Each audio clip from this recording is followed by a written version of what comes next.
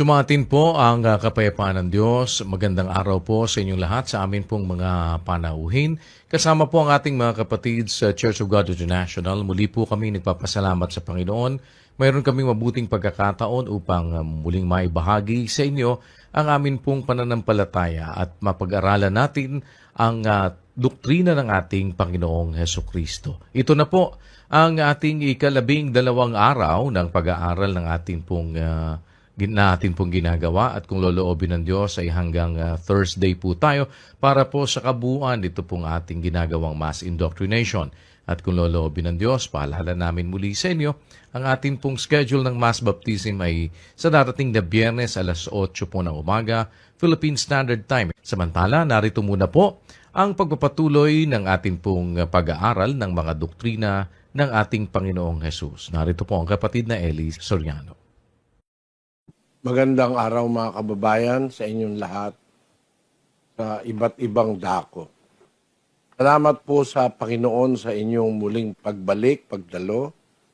Ang akin pong paniniwala doon sa bumabalik ay inaakay kayo ng Panginoon para bumalik at makinig ng kanyang salita. At sana bigyan po natin ng daan ang pag-akay ng Diyos sa atin. Doon po sa 2.4 ng Roma, meron pong ganitong sinasabi doon. O hinahamak mo ang mga kayamanan ng kanyang kabutihan at pagtitiis at pagpapahinuhod na hindi mo nalalaman na ang kabutihan ng Diyos ay siyang umaakay sa iyo sa pagsisisi? Merong mga tao, hindi nila alam na may umaakay palang Diyos sa kanila. Pag ang tao mayroong balak na magpakabuti, magsisi, magbagong buhay, trabaho po ng Diyos yun. Pag ang isang tao naman mayroong nasa tuklasin ng kalooban ng Diyos, makinig ng kanyang salita at magpasimulang magpakabuti sa buhay, trabaho ng Diyos yun. 2.13 po ng Filipos.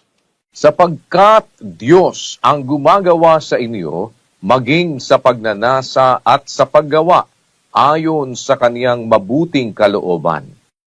Ang Diyos ang wika ang gumagawa sa inyo, maging sa pagnanasa at sa paggawa, ayon sa kanyang mabuting kalooban.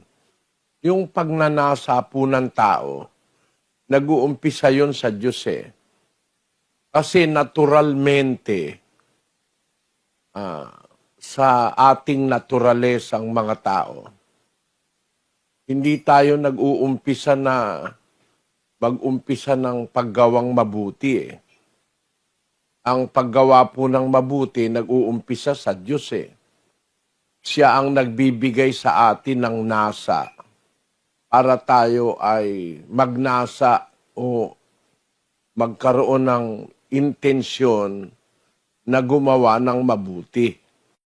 Naturalmente, ang gusto natin, puro mga bagay dito sa lupa ang ating magawa.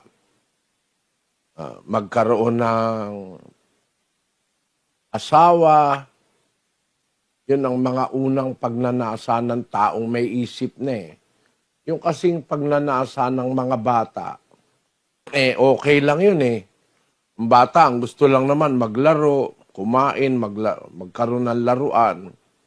Pero pag nagkakaisip na po, naiiba na ang nasa ng mga bata. Ang nasa ng bata, magkaroon ng kaibigan, tapos later magkaroon ng asawa, tapos magkaroon ng anak, tapos magpaaral ng anak. Pag nakatapos yung anak, okay na raw siya nun. Wala na siyang ibang nasa pa sa buhay. Walang nasa ang tao, pangkaraniwan sa tao, na umalam ng Diyos, hanapin ng Diyos. Yun po ang pinakamahalaga sa lahat eh. Yung pag-alam ng mga bagay na ukol sa Diyos. Pero hindi kasama yon sa ninanasa ng halos lahat ng mga tao. Kung meron man sigurong mga tao nagnanasa na pangunahin ang nasain niya yung kalooban ng Diyos, bihira siguro yung ganong mga tao. Pero ang pangkaraniwan, yung mga nasa ng tao, yung nasa sanlibutan, yung nasa mundo, mga bagay na panlupa. Kaya po, halimbawa, dumating sa atin yung panahon na pagnanasa natin makaalam tayo ng bagay ng Diyos. Meron po kasing isang huwes, kinukwento niya sa akin yung kanyang kasaysayan. Nakikita niya ako sa telebisyon, matagal na. Sabi niya, sino kaya ito? Sabi niya, sino kaya itong tarantadong ito? Sabi niya ganun.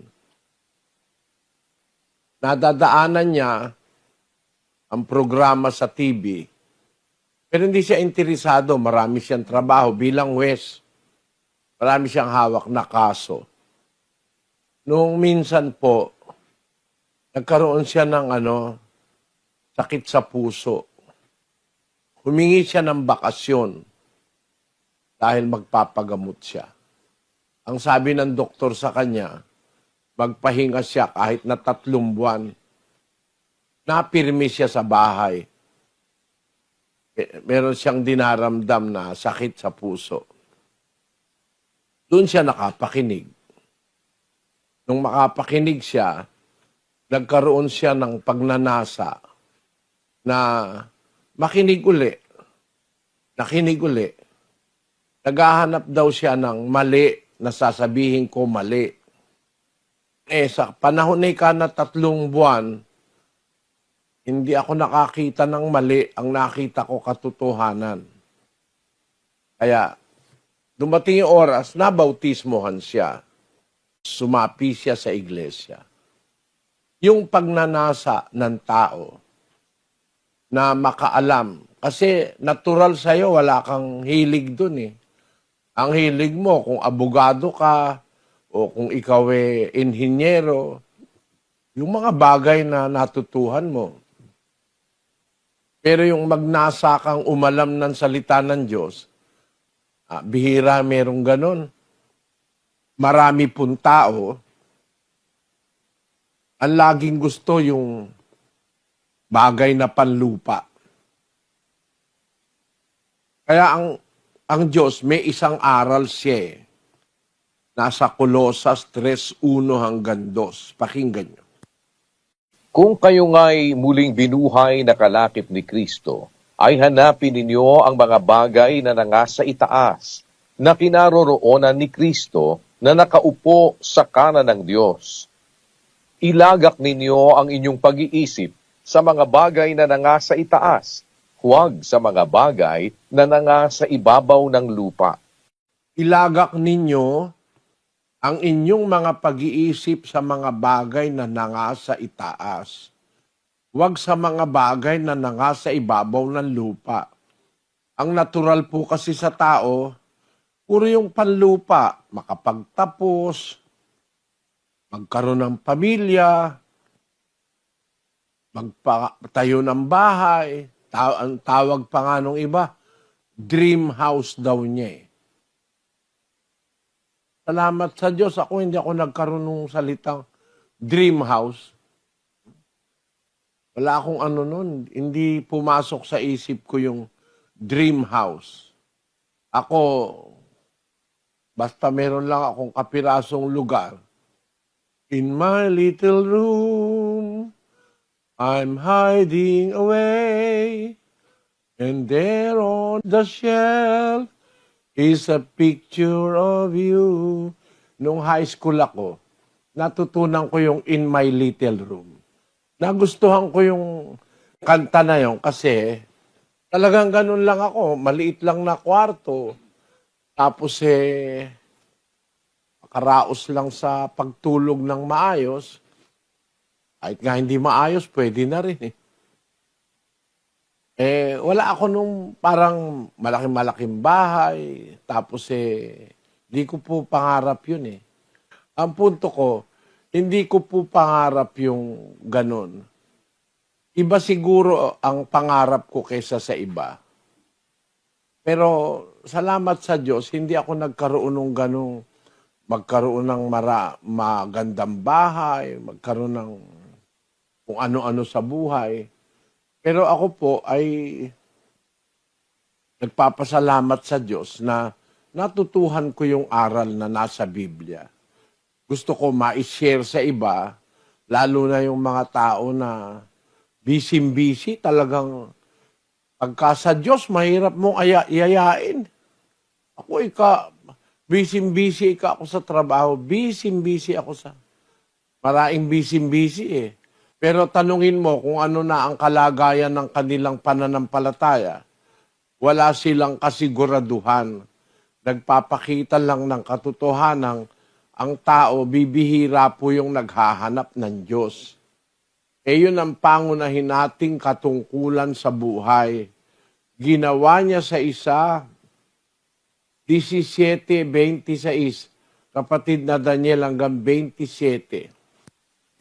At ginawa niya sa isa ang bawat bansa ng mga tao upang magsipanahan sa balat ng buong lupa na itinakda ang kanilang talagang ayos ng mga kapanahunan at ang mga hangganan ng kanilang tahanan upang kanilang hanapin ang Diyos.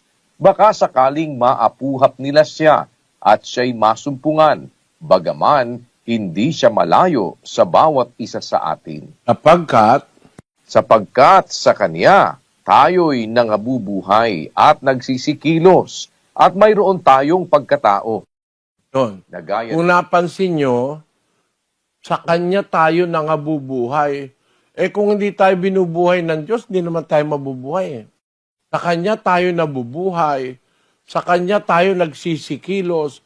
At mayroon tayong pagkatao. Kaya nga, ginawa niya ang tao para manahan sa balat ng buong lupa upang kanilang hanapin ang Diyos.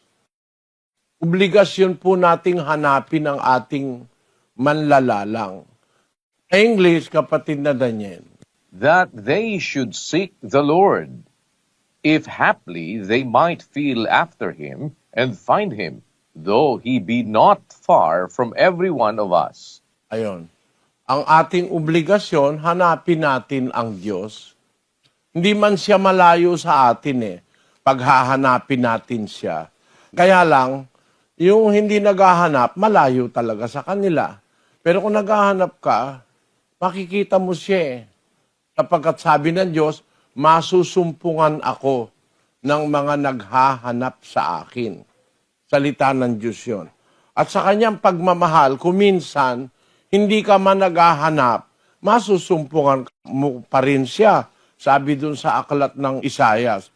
Kaya po, obligasyon nating hanapin ng Diyos. Kung nakakaramdam kayo, kaya kayo bumabalik dahil parang gusto nyo yung kabutihang naririnig nyo, gusto nyo magbagong buhay, gawa ng Diyos yun sa atin. Sabi sa Biblia, Diyos ang gumagawa sa inyo, maging sa pagnanasa at sa paggawa, ayon sa kanyang mabuting kalooban. At yung sinasabi sa 2:4 na una nating binasa, hindi mo baga nalalaman ng wika, ang kabutihan ng Diyos ay siyang umaakay sa iyo sa pagsisisi. Kaya kung halimbawa, nagkakaroon na tayo ng ganong mga damdamin, parang nagsisisi tayo, gusto na nating magpakabuti, gawa ng Diyos yun. Huwag niyo po yung baliwalain, mga kapatid.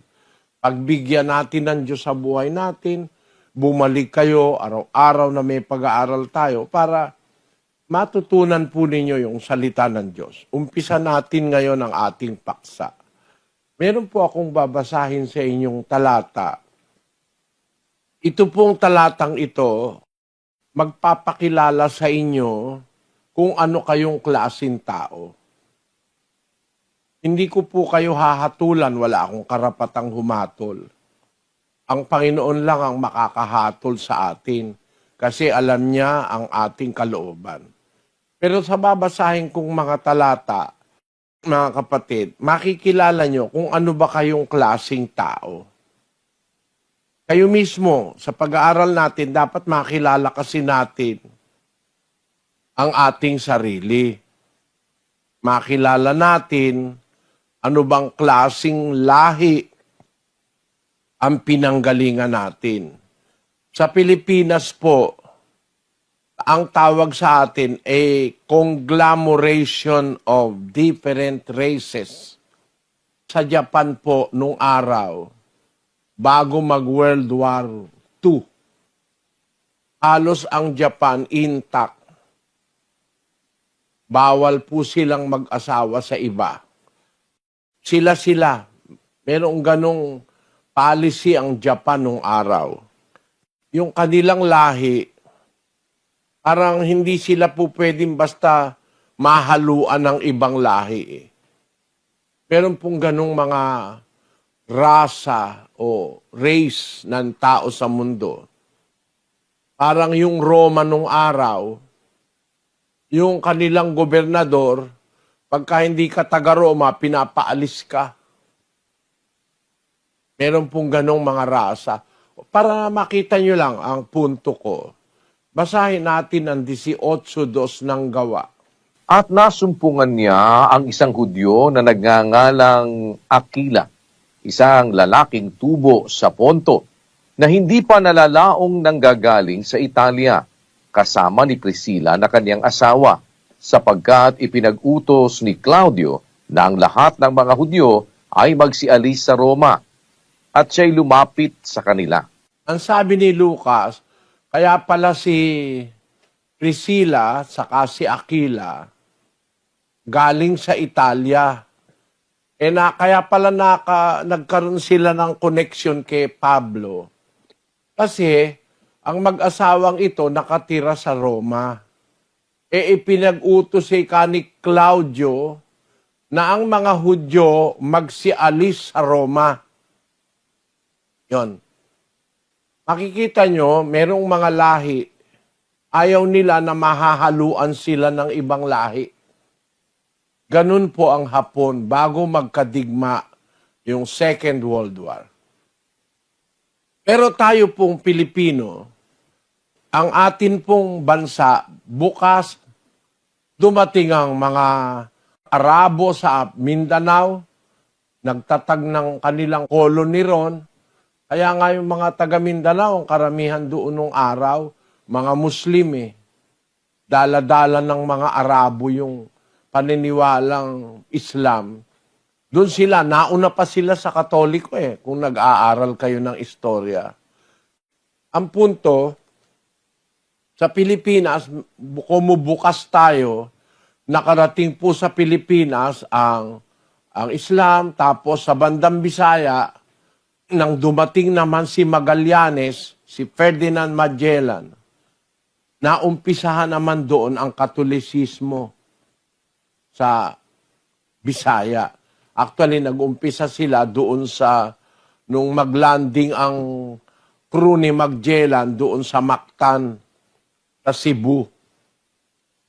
Tapos, lumaganap na yung Katolisismo. Sa Luzon, walang pumunta Walang nauna Ang punto ko, mga kapatid, sa Luzon, may nakarating ditong lahi ng mga Hudyo Nung pinag-usig ang mga Hudyo ng mga Aliman, may nakarating po rito sa Luzon na lahi ng mga Hudyo. Tinanggap sila ni Presidente Manuel Quezon. Mahigit na 1,000 Hudyo ang pinapasok ni Presidente Quezon.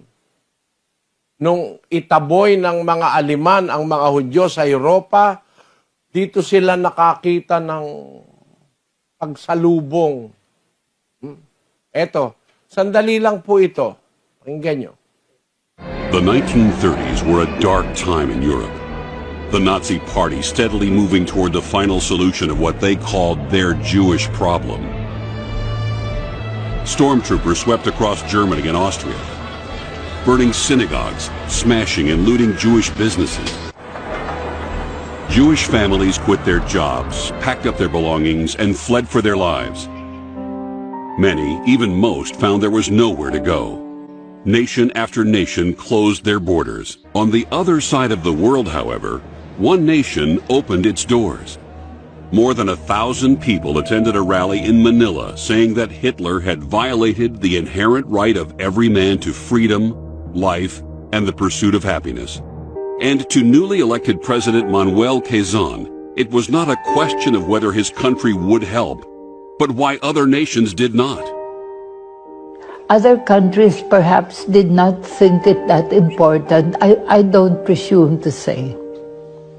But I know that Dad had the moral courage to do it because he believed in the sanctity of human life and the right of people to live life as they believe they should. President Quezon showed the highest cards when he said simply, "It's the right thing to do." In the end, a deal made over poker, bourbon, and cigars would mean escape for over 1,300 European Jews. Most Filipinos are familiar with Schindler's List. Very few Filipinos know that Quezon was in his own way a kind of Schindler. Saying that the Filipinos would be glad that when the time of need came, their country was willing to extend a hand of welcome, Quezon opened his country and even a portion of Marikina, his private estate, to the desperate refugees. And the second mail, we got an announcement, a letter that said you've been accepted for a position in the Philippines.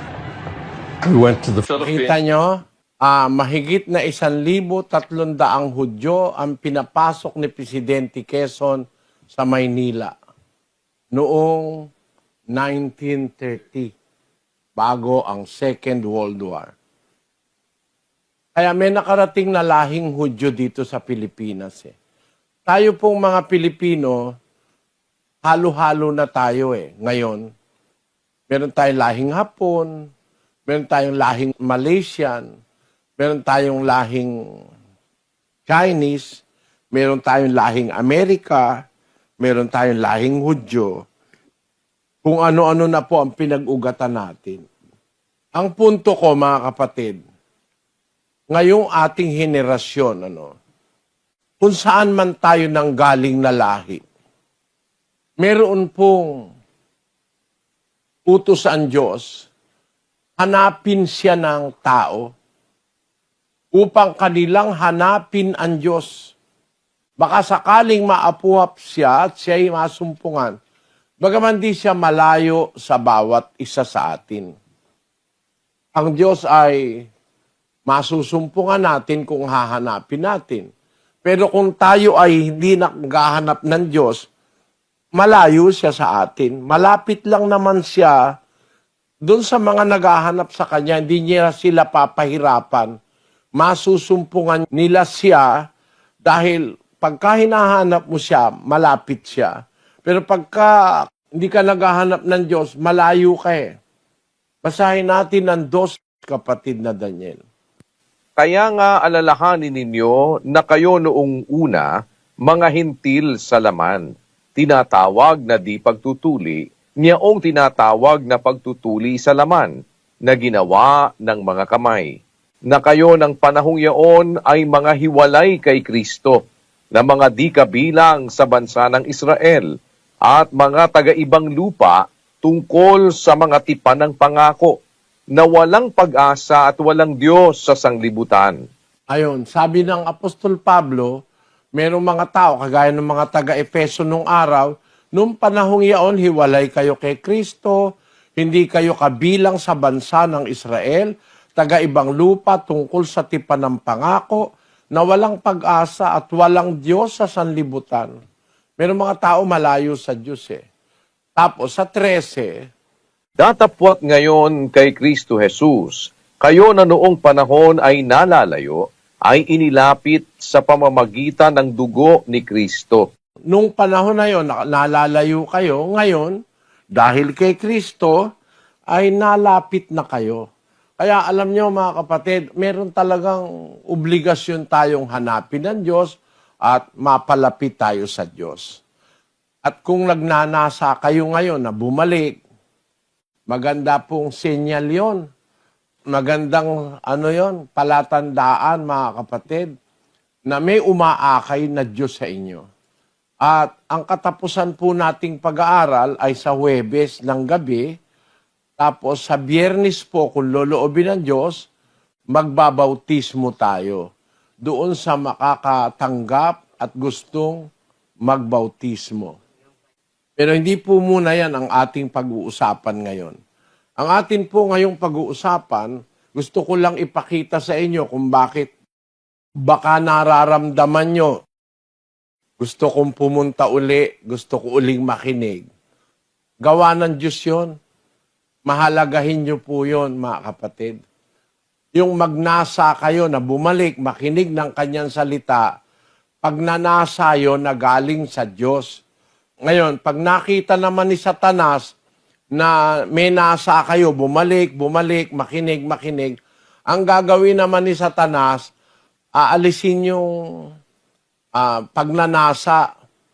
Lalagyan kayo ng hadlang, baka maaari magalit ang asawa mo, tatay mo, nanay mo, aawayin ka, ganon. Marami na kaming karanasan, kaya alam kong sabihin yan. Pinibigyan ko lang agad kayo ng paunang sabi para matuto po kayong mag-analyze ng mga pangyayari. Tandaan nyo, dalawang bagay po ang umiiral sa mundo, masama at saka ang mabuti. Ang mabuti dapat manaig sa atin. Kaya lang, pagka magnanasa ka ng gumawa ng mabuti, tutuksuhin ka naman at pipigilin ka ni Satanas. Tingnan ninyo ang isang kasaysayang nasa Biblia. Pakinggan nyo lang po ito, mga kapatid. Maaring maganap ito sa inyo. Sa isang talata ng Gawa, Kapitulo 13, versikulo 7. Nakasama ng prokonsul Sergio Paulo, lalaking matalino. Ito rin ang nagpatawag kay Bernabe at kay Saulo at minimithing mapakinggan ang salita ng Diyos. Datapwat si Elimas na manggagaway, sapagkat ganito nga ang pakahulugan sa kaniyang pangalan, ay humadlang sa kanila na pinagsisikapang ihiwalay sa pananampalataya ang prokonsul. Datapwat si Saulo na tinatawag ding Pablo na puspos ng Espiritu Santo ay itinitig sa kanya ang kaniyang mga mata.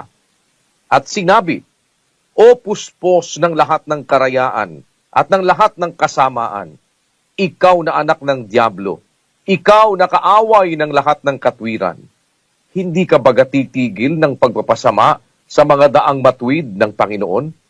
Tingnan ninyo, isang prokonsul, mataas na tao sa panahon ng mga apostol, isang otoridad ng gobyerno.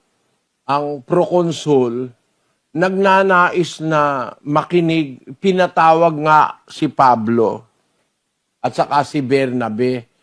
Minimithi niyang mapakinggan ang salita ng Diyos. Ang sabi sa 13:7, minimithing mapakinggan ang salita ng Diyos.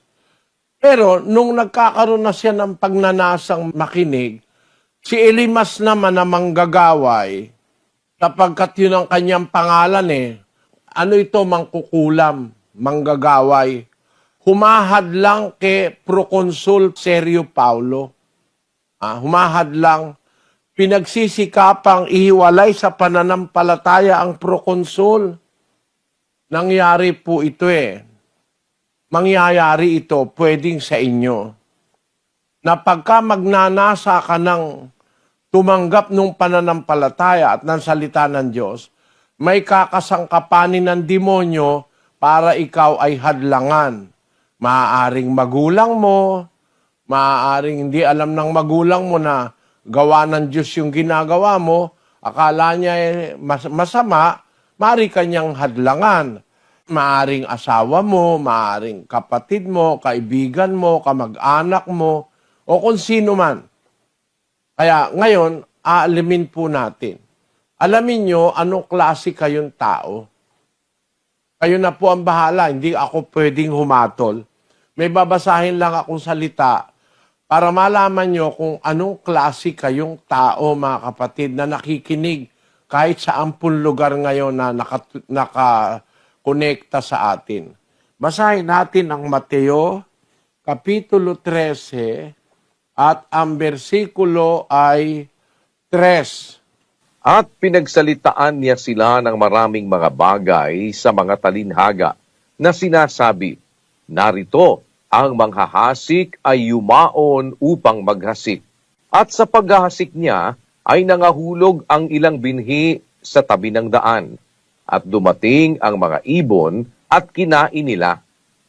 At ang mga iba'y nangahulog sa mga batuhan na dooy walang sapat na lupa. At pagdakay sumibol sapagkat hindi malalim ang lupa at pagsikat ng araw ay nangainitan at dahil sa walang ugat ay nangatuyo. At ang mga iba'y nangahulog sa mga dawagan at nagsilaki ang mga dawag at ininis ang mga yaon.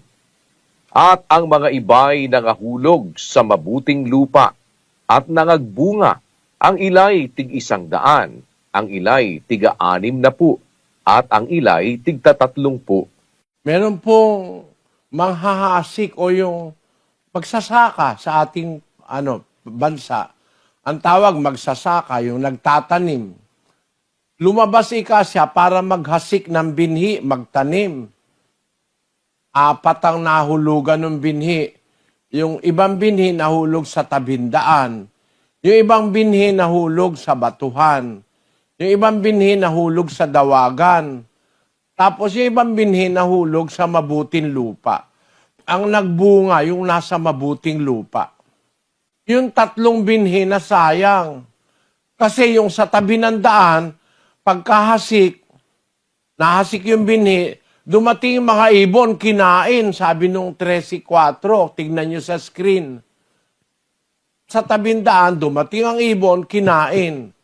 Yun namang nahulog sa batuhan, kumo batuhan, walang malalim na lupa, agad tumubo.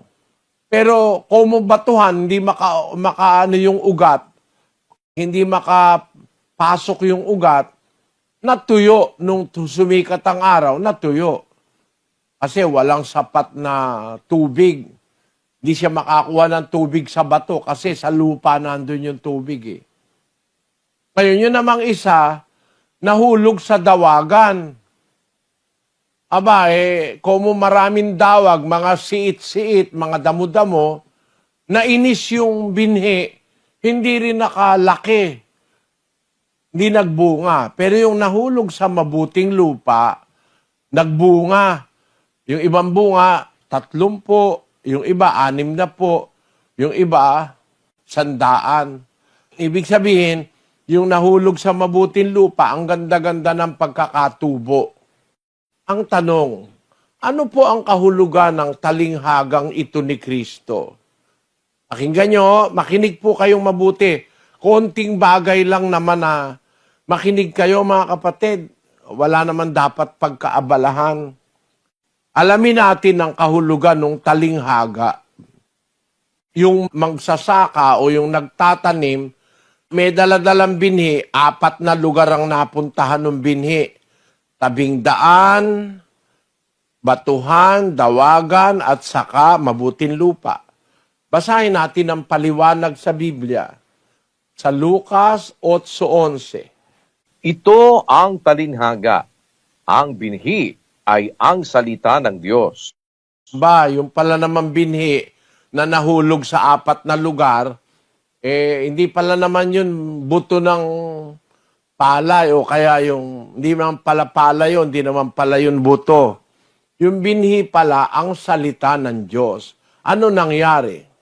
At ang mga sa tabi ng daan ay ang nangakinig. Kung magkagayoy, dumarating ang diablo at inaalis ang salita sa kanilang puso upang huwag silang magsisampalataya at mga ligtas. Aba, malalim pala kahulugan ito. Yung binhi, salita ng Diyos, yung palang lugar na tabing daan, kung tawagin, yun pala, puso ng tao yun. Ang sa tabi ng daan ay ang nangakinig. Pero pagkapakinig nila, dumarating agad yung ibon, kinakain yung binhi. Yung pala, yung larawan ng dyablo. Dumating ang dyablo, inalis ang salita sa kanilang puso upang wag silang magsisampalatay at maligtas. Naku mga kapatid, pakita ko sa inyo lang sandali ho. Siguro, yung mga ibang nakinig, ang kanilang puso, tabing daan. Como tabing daan, madali lang mayapakan, madali lang, pagka nagtanim ka kasi sa tabing daan, maraming istorbo kasi maraming daan ng daan eh. Eh si Satanas eh, nasa daan yan lagi eh. Gumagala yan eh. 5:8 ng unang Pedro. Kayo'y maging mapagpigil, kayo'y maging mapagpuyat. Ang inyong kalaban na Diablo, na gaya ng liyong umuungal, ay gumagala na humahanap ng masisila niya. Yan. Yung Diablo, lakad ng lakad yan eh. Ano? Gumagala yan. Kaya kung ikaw nasa tabi ng daan, madali ka niyang maa-access, madali ka niyang mapupuntahan. Kaya yung nasa tabi ka ng daan, nakinig. Pero dumarating ang dyablo, inaalis ang salita sa kanilang puso upang wag silang magsisampalataya at maligtas. Pakiramdaman nyo, sarili nyo, nung makinig ba kayo, nawala agad yung salita ng Diyos? Hindi nagkaroon ng matimbang na pagpapahalaga sa inyo? Baka kayo nabibiktima ng dyablo, inaalis yung salita. O ngayon, tuloy natin ang binabasa nating talinghaga sa 8:13. At ang mga sabatuhan ay yaong mga pagkarinig ay tinatanggap na may galak ang salita. At ang mga ito'y walang ugat, na sila sa sandaling panahoy nagsisisampalataya at sa panahon ng tukso ay nagsisihiwalay. Yung pala naman yung batuhan. Yung pala, mga tao, ang halimbawa nung 4 na lugar, mga tao, yung kanilang puso. Yung pusong batuhan, ang ibig sabihin nun, matigas kasi yun eh. Hindi makakapenetrate yung ugat, hindi makakapasok yung ugat sa bato. Kaya walang masyadong maraming makukuhang nutrients o sustansya. Pagka uminit ang araw, na ang kahulugan ng araw ay uminit, tukso yun, matutuyo yung binhi. Ang sabatuhan, yung mga pagkarinig, tinatanggap na may galak ang salita, natatanggap agad, pero walang ugat dahil batuhan yung lugar eh, batuhan yung puso. Na sila sa sandaling panahon, nagsisisampalataya at sa panahon ng tukso, humihiwalay na. Kaya nawawala na. Di na bumabalik. Tuloy natin ang talata. At ang nahulog sa dawagan ay ito ang nangakinig. At samantalang sila'y nagsisiyaon sa kanilang lakad, ay iniini sila ng mga pagsusumakit at mga kayamanan at mga kalayawan sa buhay na ito, at hindi nangagbubunga ng kasakdalan. Yun naman palang dawagan, ang kahulugan pala ng mga dawag, yun yung mga ambisyon, mga kayamanan, mga kalayawan, mga bisyo, dawag yun. Kumbaga sa isang lugar na maraming mga tumutubong mga damo, mga siit-siit, maraming mga sukal, tawag nila doon sukal eh. Pagka nandun nahulog ang binhi, hindi magpo-progress. Hindi lalago. Kung minsan matataas pa yung dawag. Naiinis yung binhi. Hindi ka magbubunga ng kasakdalan. Yun ang nangyayari. Pagka yung binhi na salita ng Diyos, nahulog sa isang pusong madawag. Ang madawag na puso, yung maraming bisyo, maraming mga pangarap sa buhay, mga ambisyon. Wala siyang hilig sa salita ng Diyos. Ang gusto niya, ambisyon. Mga bisyo, mga droga, kung ano-ano. Punta tayo sa ikaapat na puso. At ang sa mabuting lupa ay ang mga pusong timtiman at mabuti, na iniingatan ang salita pagkarinig at nangagbubungang may pagtitiis. Yon. Yung pala namang mabuting lupa, mga pusong timtiman at mabuti, na iniingatan ang salita pagkarinig at nangagbubungang may pagtitiis. Mga kapatid, 4 lang po yan. Hindi po mahirap tandaan. Ang gagawin nyo lang ngayon, papakiramdaman nyo yung puso nyo. Ano ka ba dyan? Tabindaan na madaling inaalis ng dyablo yung narinig mong salita? Meron naman, batuhan, matigas na puso, hindi makapag-ugat yung salita. Kaya hindi rin magbubunga. Pag sumikat ang araw ng matindi, pagdating ng mga pagsubok at mga tukso, lanta yung binhi, nalalanta. Yun namang isang puso, dawagan, maraming bisyo, maraming mga alalahanin sa buhay, maraming ambisyon. Pag tinaniman mo ng salita ng Diyos, naiinis nun dawag yung salita, hindi nagbubunga ng maayos. Pero merong puso, mabuting lupa. Pagkatanim ng salita, isang pusong timtiman at mabuti. Iniingatan ng salita pagkarinig, nagbubungang may pagtitiis. Mga kapatid, mga kababayan, mga bisita, kayo ngayon, meron po kayo ngayong paraan na para kilalanin nyo ang inyong sarili. Ano ka ba rito? Ang puso mo ba mahilig salita ng Diyos? Iniingatan mo ba? Ikaw siguro yung mabuting lupa. Pero kung yung puso mo ayoko ng iglesia, marami pa akong gustong magawa sa buhay. Parang yung nakilala ko nung araw, kaibigan po namin yun Matalino siya. Nakapakinig siya, okay daw. Wala namang mali. Nga niya, ngayon ko lang narinig yan nung bandang huli, ayaw pa bautismo. Ayaw umanib. Hindi pa ikakontak kasi tapos sa pag-aaral Kasi okay lang, di mo naman pwedeng pilitin. Nakatapos, naging abogado, mataas ang grade. Napunta sa abroad. Ayun, nabalitaan ko, nahiwalay sa asawa, napabayaan yung mga anak, may pamilya na sa Amerika, nag-aaway silang mag-asawa ngayon, yung una niyang asawa, tapos may demandahan sila. Merong ganun pong mga tao Madawag ang puso. Maraming ambisyon. Kaya kuminsan naliligaw na ng landas. Pero yung mabuting lupa, pag narinig niya yung salita, iniingatan niya Namumunga yung salita ng Diyos sa kanya. Kaya kayo ngayon, mag-isip, 4 lang po ang klase ng tao sa mundo. Taong may pusong tabing daan, madaling maagaw ng dyablo yung salita, yung binhi. Taong batuhan, matigas ang puso, hindi nakakapenetrate ang ugat ng salita o ng binhi.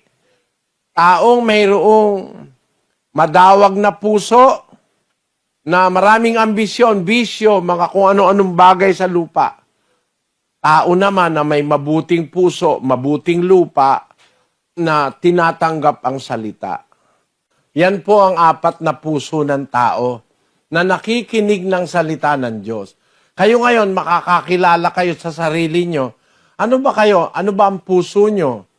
Pusong tabindaan, madaling alisin yung salita, kinukuha agad ng dyablo, o pusong batuhan, matigas ang puso, hindi makapasok yung ugat dahil batuhan ang puso.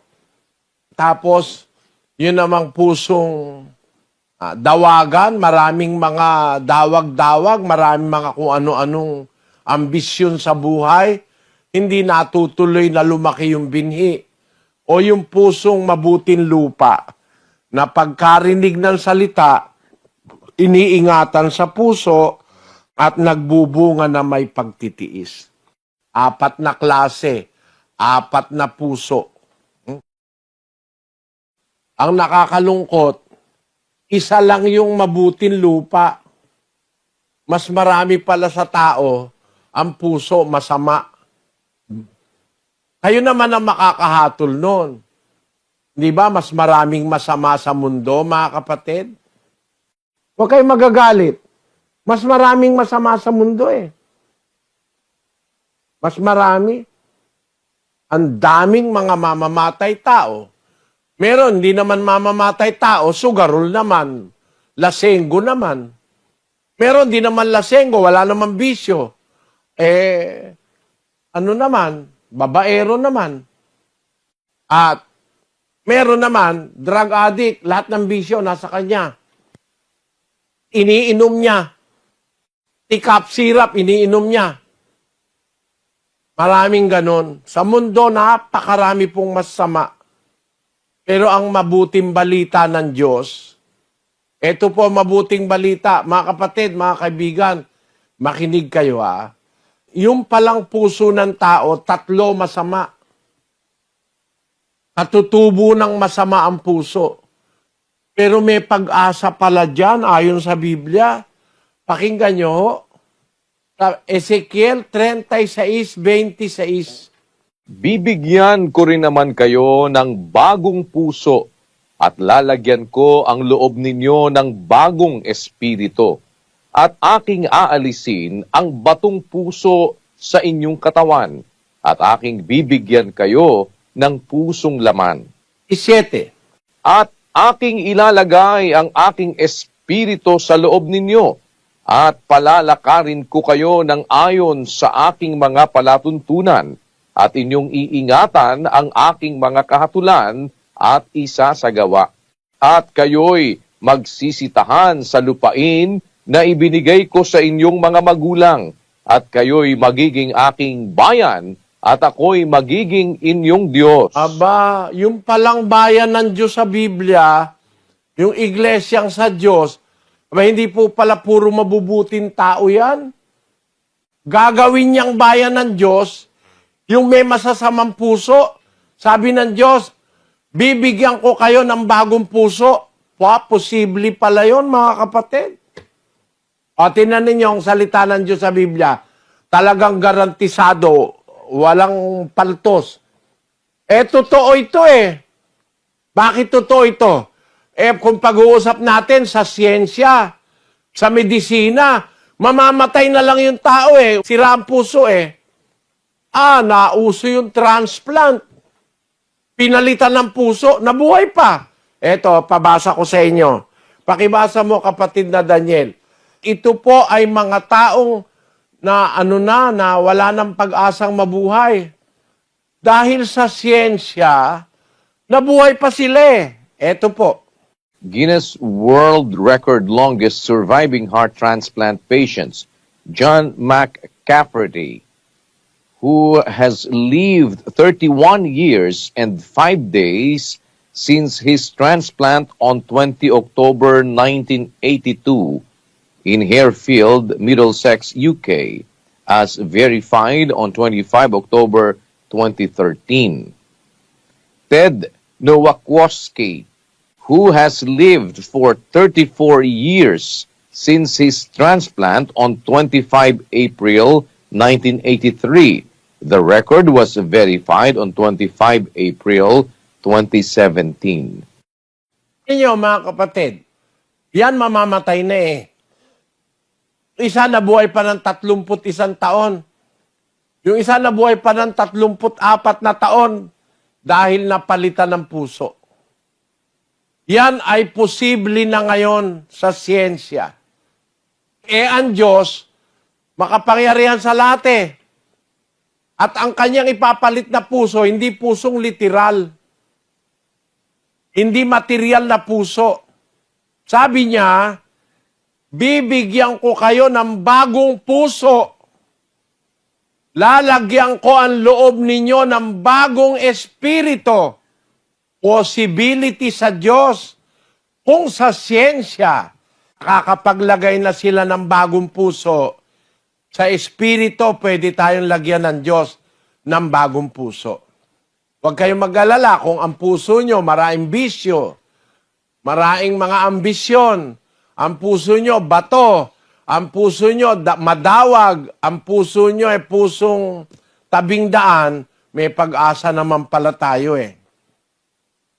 Pwede tayong i-renovate ng Diyos. Baguhin ang ating puso, baguhin ang ating espiritu at pag-iisip. Tama po yan eh. Ako po kasi, halimbawa ko, sarili ko eh. Nung ako po ay nag-aaral sa high school, ako po ay scholar, mga kapatid. Hindi naman pagyayabang scholar ako. Ano po ako sa klase, maayos po ang aking kasaysayan. Mula grade 2 hanggang high school, hanggang 4th year, scholar po ako. Kaya naisip ko yung yung la verdad na mag-aral ng libre. Kasi po ako, nag-aral libre. Hindi ako nagbabayad ng matrikula. Hindi ako nagbabayad ng tuition fee. Ay mga kaskwela ko, buwan-buwan, nagbabayad Ako hindi. Kasi po, scholar ako mga kapatid. Mula elementary hanggang high school.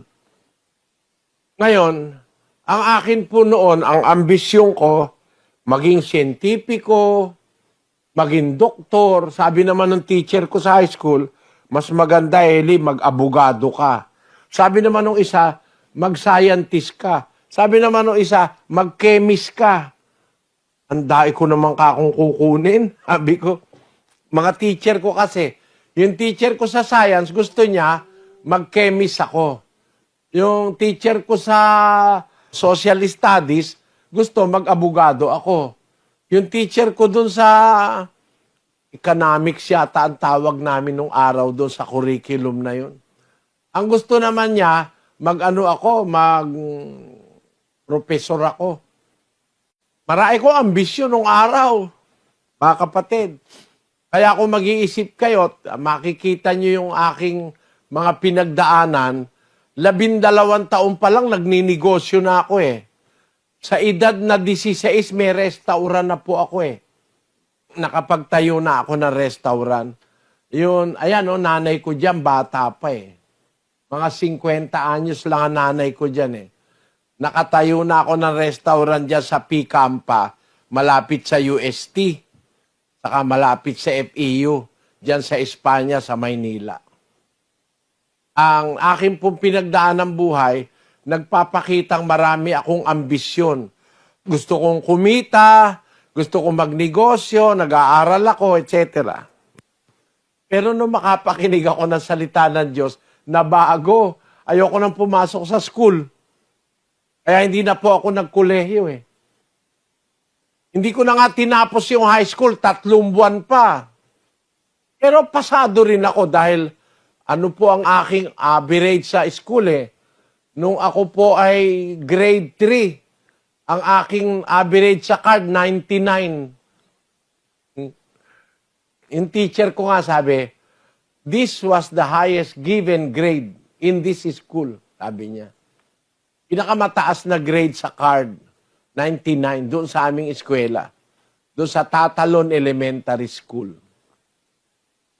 Tapos, doon sa Magsaysay naman, bago ako huminto sa pag-aaral, ang average ko sa card, 93. Ang aking grade sa card. Pero nakapasa pa rin ako kasi huminto ako 3 buwan bago ang graduation.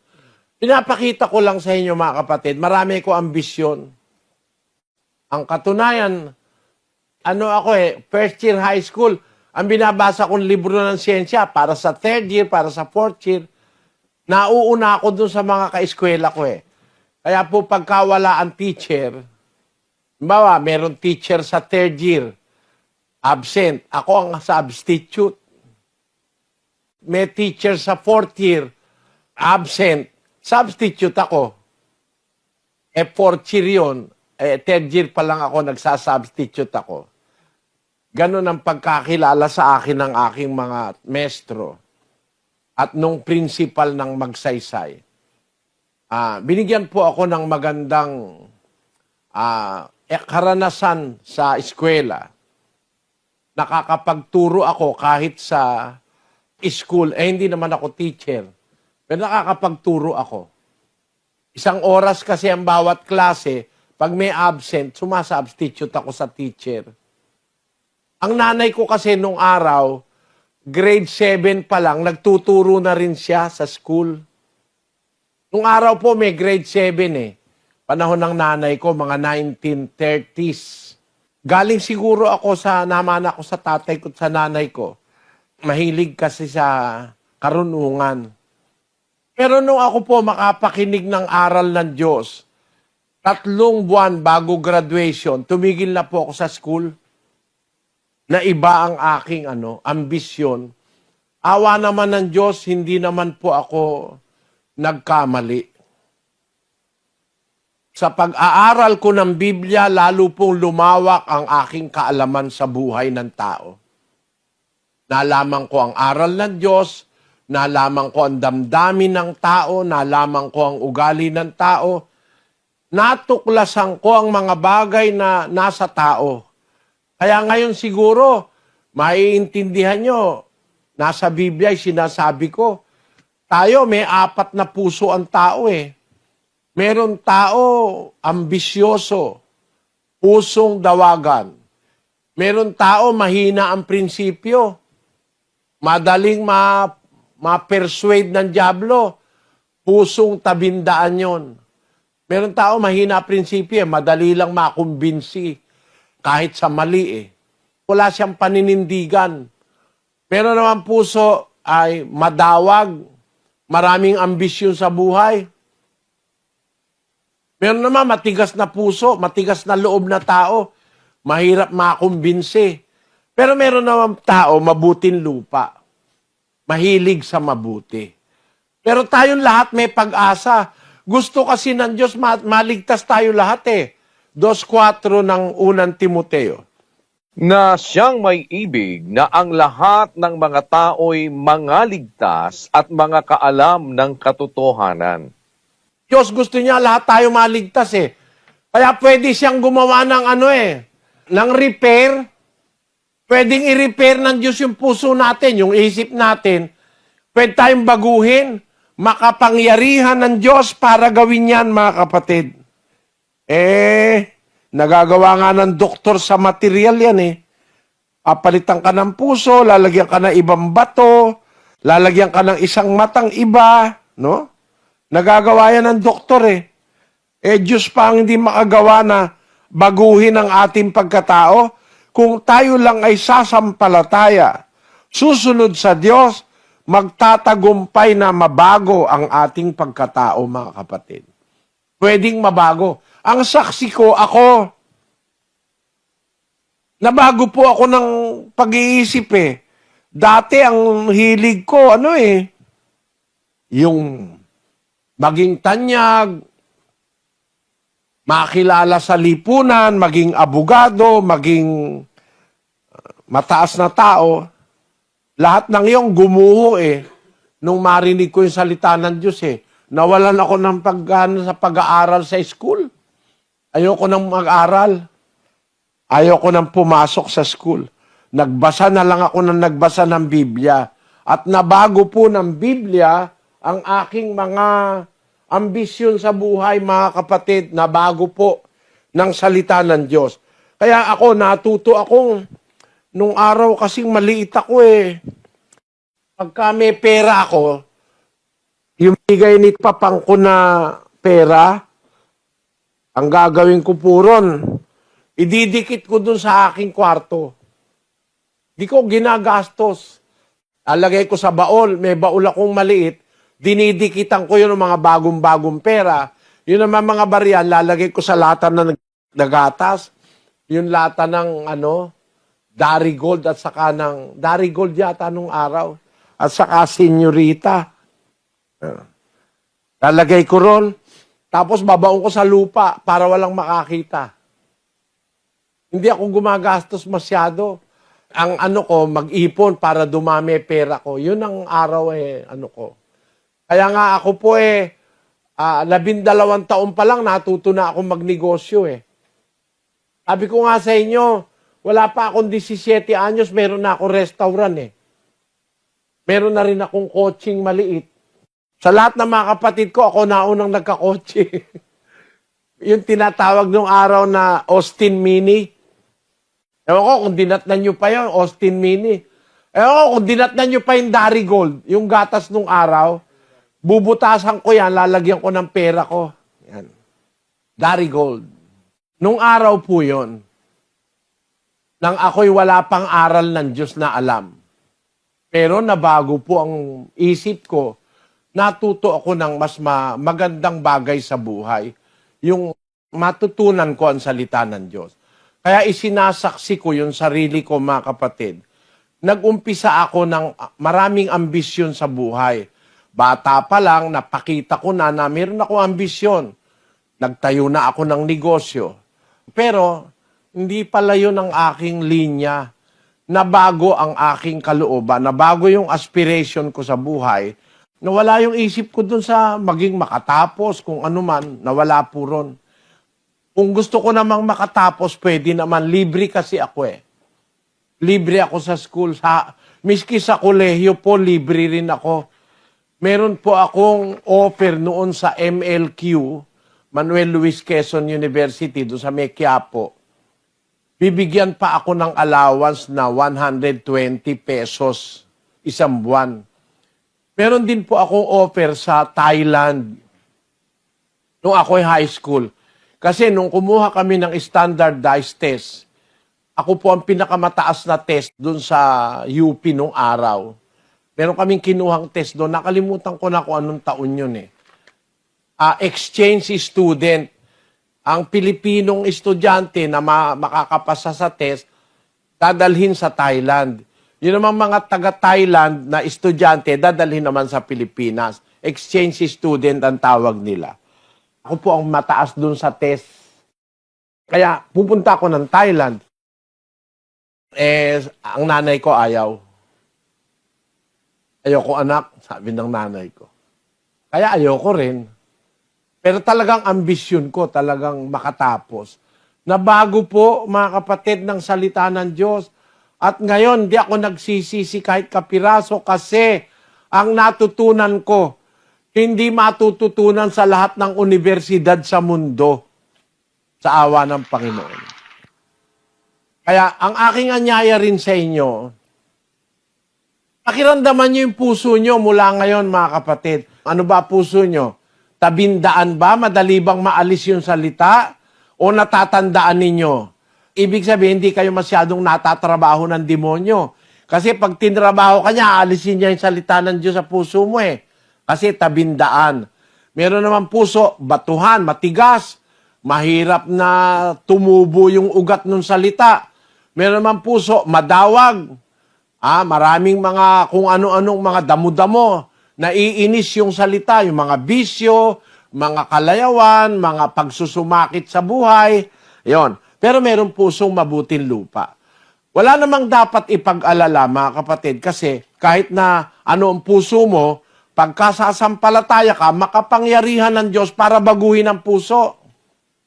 Kung yun nga ang pusong literal, nababago ng doktor napapalitan Lalo naman sa espiritual, makapangyarihan ang Diyos. Uulitin ko po, kahit ano pang klase ng puso ang tao, meron siyang pag-asa.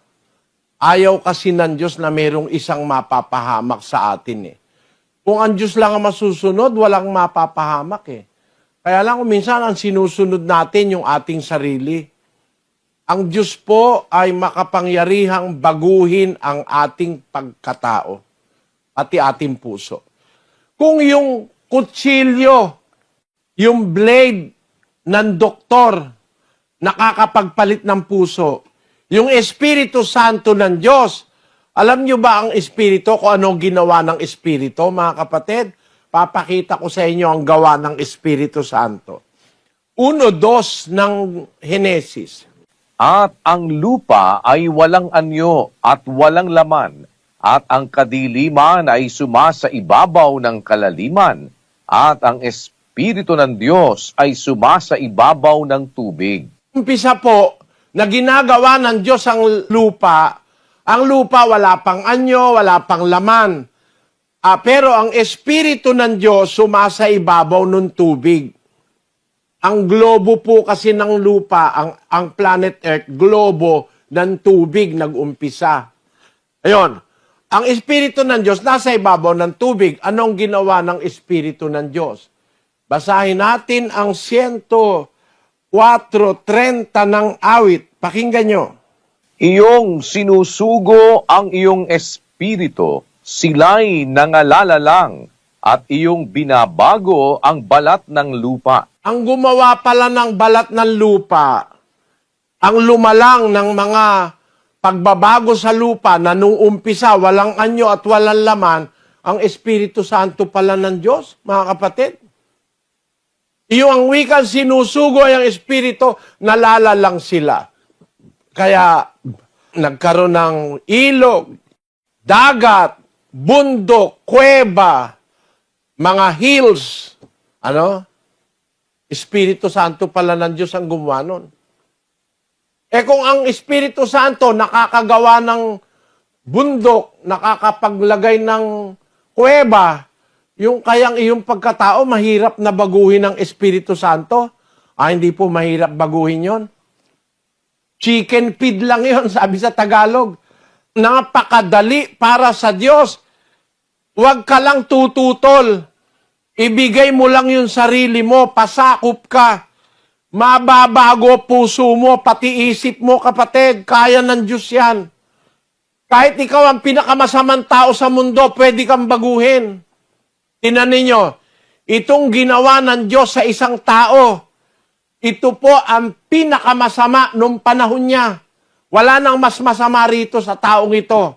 Basahin natin ang Timoteo, Kapitulo 1, at ang bersikulo ay 13 hanggang 15. Bagaman ang una, ako'y naging mamumusong at manguusig at mang-aalipusta.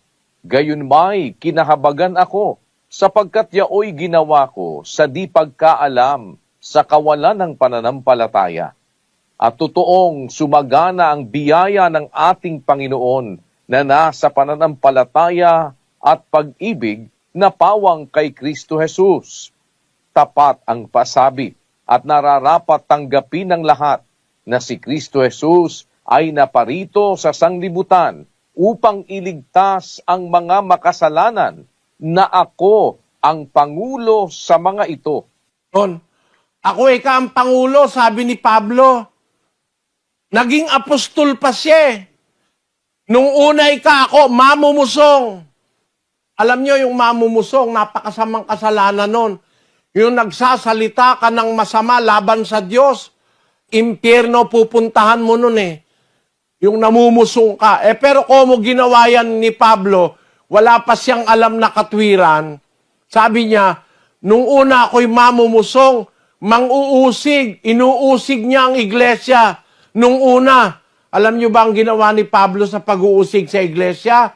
Pakinggan nyo, 22:4 ng gawa. At aking pinag-usig ang daang ito hanggang sa pagpatay, na tinatalian at ipinapasok sa mga bilangguan ang mga lalaki at gayon din ang mga babae. Napakatindi ni Pablo. Inuusig niya yung mga unang Kristiyano. Pinapapatay niya, pati babae. Ang tindi, ang lupit.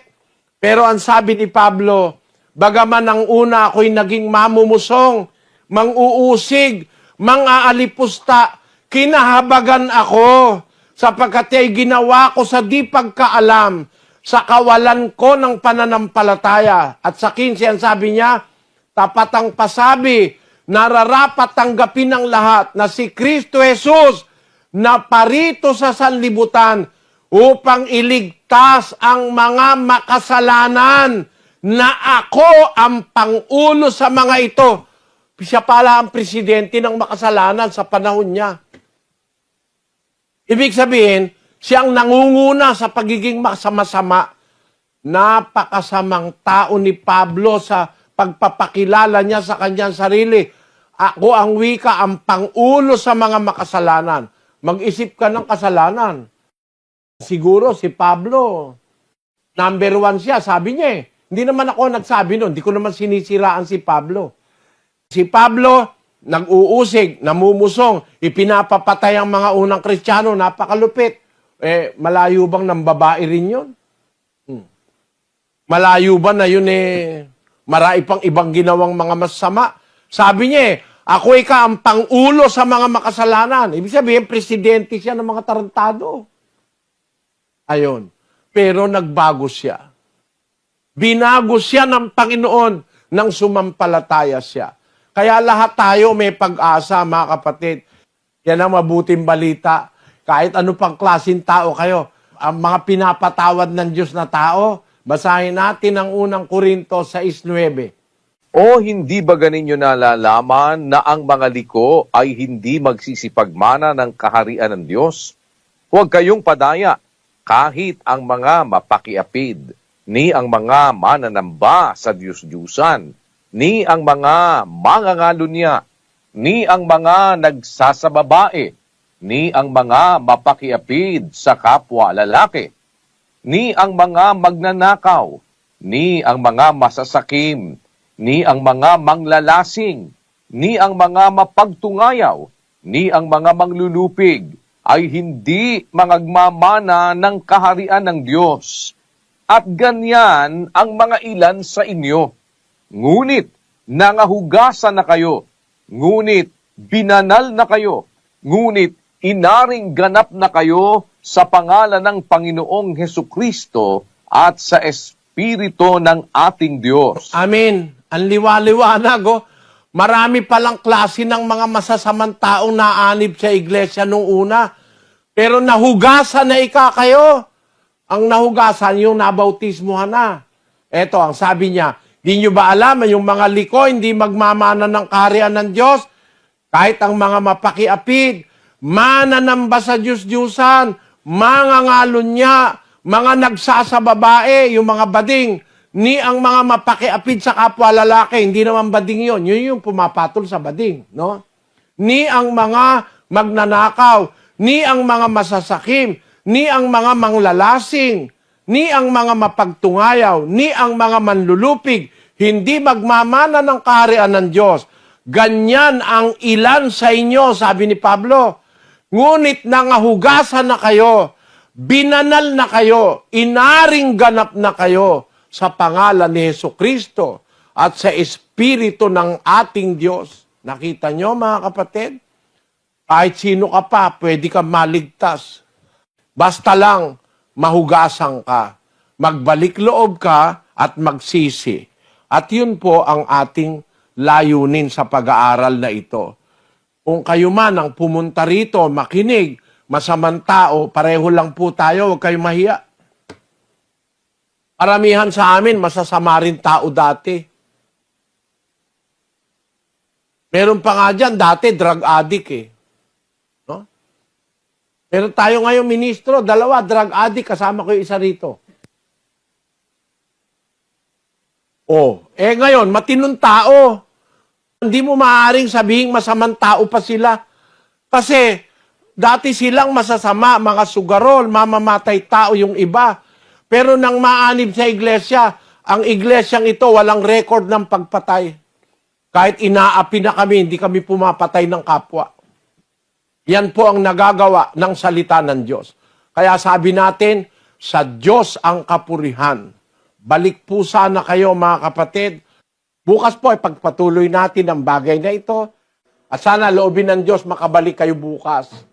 Pakiramdaman nyo yung pag-akay ng Diyos. Pakiramdaman nyo rin yung pang-iistorbo ni Satanas. Huwag kayong papatalo. Huwag kang papadaig kay Satanas. Kahit pinipigilan ka, makinig ka pa rin, kapatid. Inaakay ka ng Diyos. Pagbigyan mo ang Diyos at magiging dapat ka. Hanggang dito muna po ang ating napag-aralan. Sana bumalik kayo. Kapatid na Daniel? Opo, at bukas kung loloobin ng Panginoon ang atin pong kasunod na pag-aaral ng mga doktrina ng ating Panginoong Jesucristo sa atin po namang ika-13 araw na kung loloobin ng Diyos. Bukas, araw po yan ng Miyerkules dito sa atin sa Pilipinas, alas 7 ng gabi. At ganoon din po kaming nag-aanyaya sa inyo. Samahan ninyo kami sa atin pong isinasagawa na Global Prayer for Humanity tuwing alas 9:30 po ng gabi mula Lunes hanggang Biyernes. At sa kalooban ng Panginoon, tayo po ay muli magkita-kita bukas para sa pagpapatuloy ng ating pag-aaral ng mga doktrina ng ating Panginoong Jesucristo. Kasama po ang ating mga kapatid sa Church of God International. Muli po kami ay nagpapasalamat sa Panginoon at sa inyo pong lahat na nakiisa sa amin sa gabing ito. Subalit bago po tayo, pansamantalang maghiwa-hiwalay, kami po ay muling nag-aanyaya na samahan ninyo kami sa isang maikling pananalangin. Manalangin po tayo mga kapatid. Panginoon naming Diyos, amang makapangyarihan sa lahat, sa pangalan po ng aming Panginoong Hesukristo, pinasasalamatan ka namin sa pagkakataong itong nagugol namin upang makinig ng iyong mga salita. Salamat po sa iyong mga pagtutuwid sa amin. Ikaw po ang nagpabago, maging ng aming mga puso. Nabuhay kami sa nakaraan, sa sari-saring kasamaan sa buhay na ito. Nahabag ka po sa amin. Kinikilala namin na walang hanggang utang na loob ang iyo pong pagbibigay ng halaga. Sa mga katulad namin, wala naman pong halaga. Ama, sana po, tulungan mo kami na maingatan namin sa aming mga puso ang iyong mga salita. Alalahanin mo ang mga sumusubaybay sa aming pag-aaral. Tulungan mo sila hanggang sa pagtatapos ng seryeng ito, na sana po ay maunawa nila ang halaga ng paglilingkod sa iyo.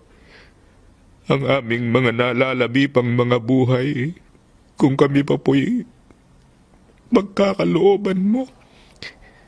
Sana po, Panginoon, magugol namin sa kasang-ayon lamang ng iyong banal na kalooban.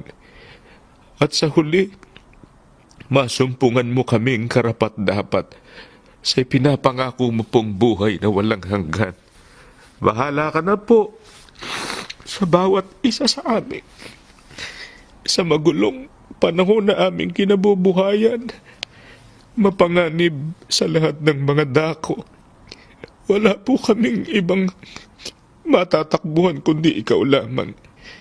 Ama, sa iyo po namin itinitiwala ang lahat. Marami pong salamat sa pangalan ng aming tagapagligtas na si Kristo Jesus. Amen.